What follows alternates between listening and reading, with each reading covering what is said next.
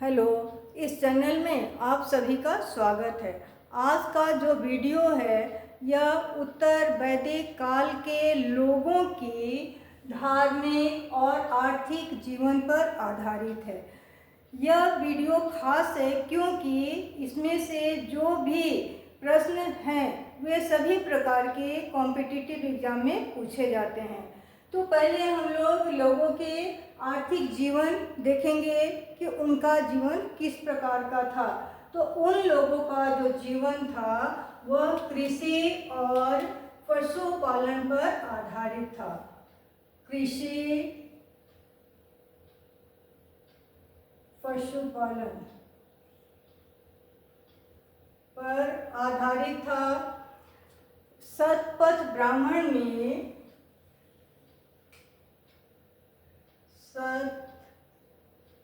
ब्राह्मण में चार क्रियाओं का उल्लेख मिलता है, जिसमें जुताई, बुआई, कटाई और मड़ाई का उल्लेख उत्तर वैदिक काल में मिलता है।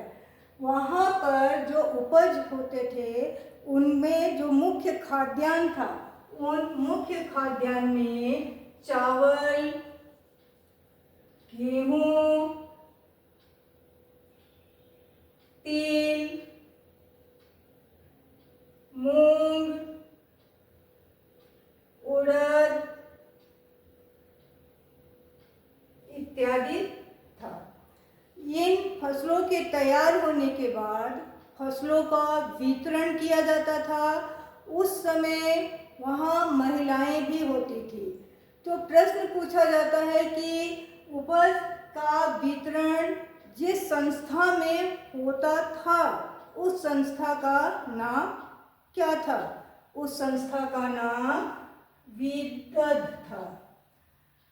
वहाँ पर सेकंड क्वेश्चन, यौव शब्द का प्रयोग का जो किया जाता था उसका दूसरा नाम और क्या था? तो दूसरा नाम जो था वो जौ था। उत्तर वैदिक काल में पर्ण, कार्यपर्ण, पाद और वाह ये क्या थे? सिक्के थे। इन सिक्कों का उल्लेख किसने किया था? तो इन सिक्कों का उल्लेख पाणिनि ने किया था। चारागाह शब्द के लिए उत्तर वैदिक काल में अन्य शब्द का प्रयोग कौन सा किया जाता था? तो अन्य जो शब्द थे वे थे गव्य एवं गव्येति। उन चारागाह का जो अधिकारी होते थे उन अधिकारी को क्या कहा जाता था? उस अधिकारी को ब्राजपति कहा जाता था। जो बढ़ई होते थे, बढ़ई को अन्य नाम से जो जाना जाता था वह अन्य नाम क्या था? तक्षक। जुते हुए जो खेत थे उसे उर्वरा कहा जाता था क्योंकि उनका जीवन कृषि पर ही आधारित था। अनाज नापने के बर्तन को क्या कहा जाता था? तो नापने वाले बर्तन को उर्दर कहा जाता था। भैंस को अन्य नाम से भी पुकारा जाता था, तो कौन सा नाम था? गौदी। नाटक के जो पात्र होते थे उन पात्रों को किस नाम से जाना जाता था? उसे सैलूस नाम से जाना जाता था। नाई शब्द के लिए अन्य कौन सा शब्द प्रयोग किया जाता था? वाप्त शब्द प्रयोग किया जाता था। तो ये उन लोगों की आर्थिक जीवन थी। अब हम लोग धार्मिक जीवन पर चलेंगे। तो उत्तर वैदिक काल में जो धार्मिक जीवन था, ऋग वैदिक काल के जो धार्मिक जीवन था उससे बहुत ही अलग था। यानी उत्तर वैदिक काल में धर्म के मामले में बहुत बड़ा परिवर्तन हो चुका था।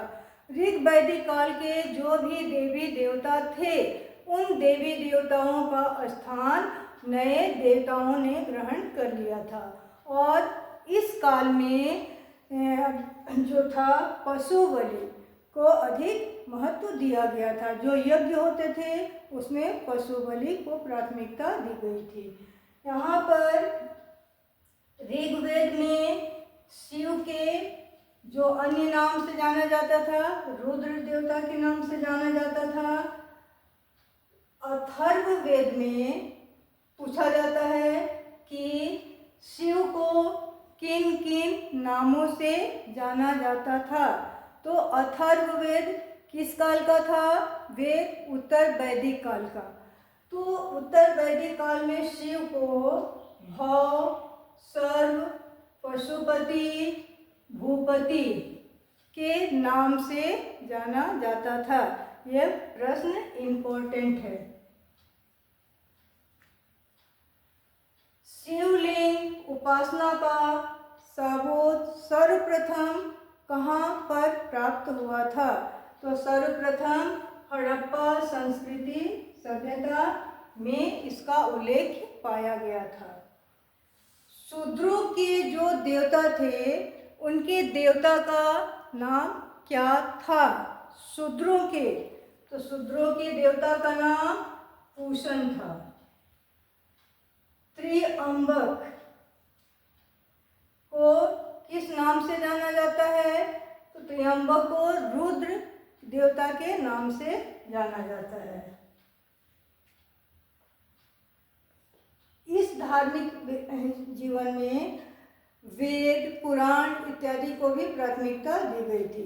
उस समय का जो वेद था, तो भारत का सर्वप्राचीन धर्म ग्रंथ क्या है? यह प्रश्न पूछा जाता है। तो सर्वप्रथम धर्म ग्रंथ हमारा क्या है? वेद है। ये वेद कितने प्रकार के होते हैं? वेद 4 प्रकार के होते हैं। सबसे प्राचीन वेद कौन सा है? सबसे प्राचीन वेद हमारा ऋग्वेद है। और नवीन वेद कौन सा है? यह भी प्रश्न पूछा जाता है कि उत्तर वैदिक काल का नवीन वेद कौन सा है? तो नवीन वेद है अथर्ववेद। इंद्र को पुरंदर किस काल में कहा गया है? तो उत्तर वैदिक काल में कहा गया है। गायत्री मंत्र, स्रोत, प्रार्थनाएं जो हैं, यह किस मंडल जो स्रोत है, ये किससे हमें इसका उल्लेख मिलता है? तो उल्लेख हमें मंडल से प्राप्त होता है। मंडल कितने हैं? मंडल की संख्या 10 है। इसमें सूक्तियाँ कितनी हैं? तो सूक्तियाँ जो है 1026 है। ऋचाएँ जो हैं 10,462 है। कौन सा मंडल जो है सबसे प्राचीन है? तो जो मंडल 10 हैं उनकी संख्या, उसमें से सबसे प्राचीन कौन कौन सा है? तो उस 10 में से सेकेंड और 7 जो मंडल है वह सबसे प्राचीन है। और बाद के जो मंडल हैं वे क्या थे? नवीन थे। वो कौन से हैं? 1 और 10। तो ये हमारा क्या है? वेद। इसमें अन्य और भी जो पुराण हैं, उपनिषद हैं, तो इसे हम लोग अगले वीडियो में कंटिन्यू करूँगी मैं। तो आज की वीडियो में हम लोग टॉपिक एक्सप्लेनेशन के साथ साथ MCQ क्वेश्चन भी हम लोग देखे जो इम्पोर्टेंट है। तो और भी यदि कोई प्रश्न आप लोगों को पूछना हो तो कमेंट बॉक्स में लिखेंगे। वीडियो को लाइक, शेयर, सब्सक्राइब अवश्य ही करें।